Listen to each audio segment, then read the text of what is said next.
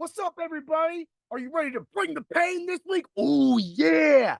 What an exciting Thursday matchup we had last night. But let's get to it. If you haven't been to Dr. Roto yet and you're seeing this website on one of your social platforms, head to drroto.com right now and get Doc's Visionaries, Alicia's plays, Trevor's plays, everybody's plays, my IDP picks for your last week. If you're in your championship game or beginning your championship 2-week matchup, you'll need all of this information so that you can bring the pain to the competition. Oh, yeah. Let's get right to it, man.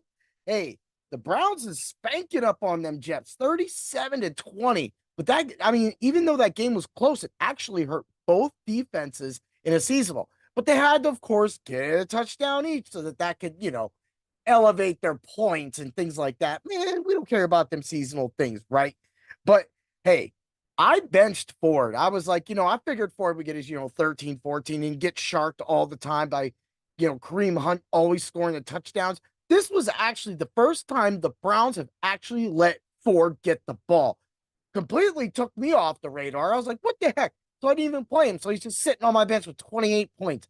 I did play him in a couple other leagues, though, because I didn't really have an option. But in the 2 third-place games that I really should have played him in, I kind of missed out on that opportunity. But hey, that happens. I still have really great players, though, on those teams. So it's not like I really went out and really lost. Like I have like Pittman coming back, hopefully. And I got Jonathan Taylor. I got Connor. So, with that Kareem Hunt always stealing the touchdowns, but it just didn't happen, work out that way. But hey, that's what championship games is about. We're all about having fun and stuff. But man, Flacco looked good and he put up. I'm actually playing against Flacco. So I played against the Cleveland Browns defense, which got this dude 12 for the 3rd-place game.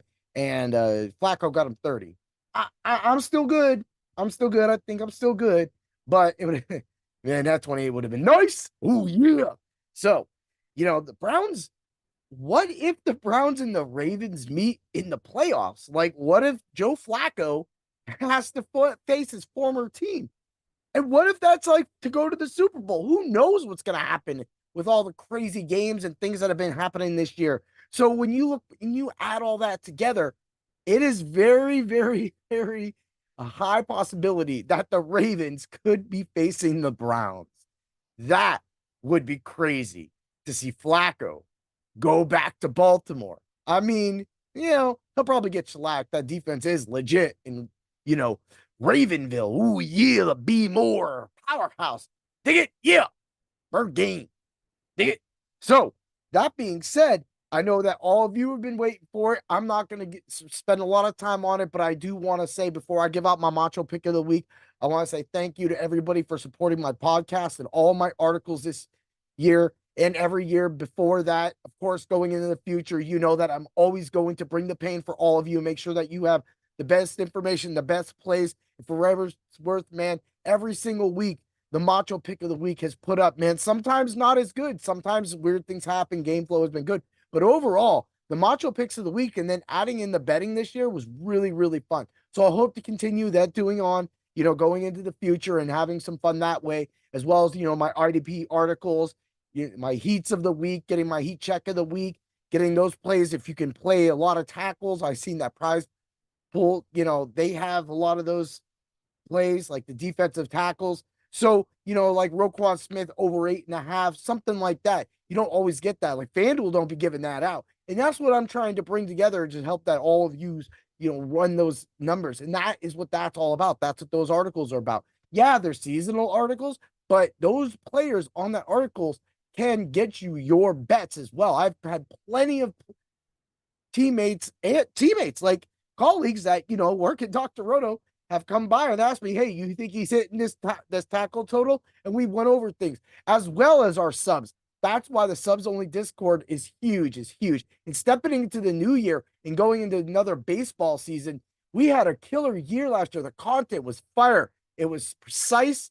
And that's what we're going to be given. But baseball's so far away. Right now, we got basketball going on, all sorts of college going on. Man, I just saw another dude write up a basketball article today. So you need to get to Dr. Roto and you need to join up. Use the code word doc. That's what we do. That's how we bring it paid. And are you ready for the Macho pick of the week? Yeah, we could have been right here. know that there might be somebody on your mind, huh? And that's none other than Jonathan Taylor. Yeah, I brought him up. I brought him up as that. Let's just go over it right here. He hasn't been getting any work in the passing game. So right now, FanDuel Sportsbook has him at reception total, receiving yards, 13.5. I don't really like it, but it is a 114. Now, his rush alt rate now for 40 yards is negative 750. All right. So you're only getting, a 0.25 back a unit on that right now. That's not if it gets worse. His touchdown prop is kind of big though. It's a negative 165.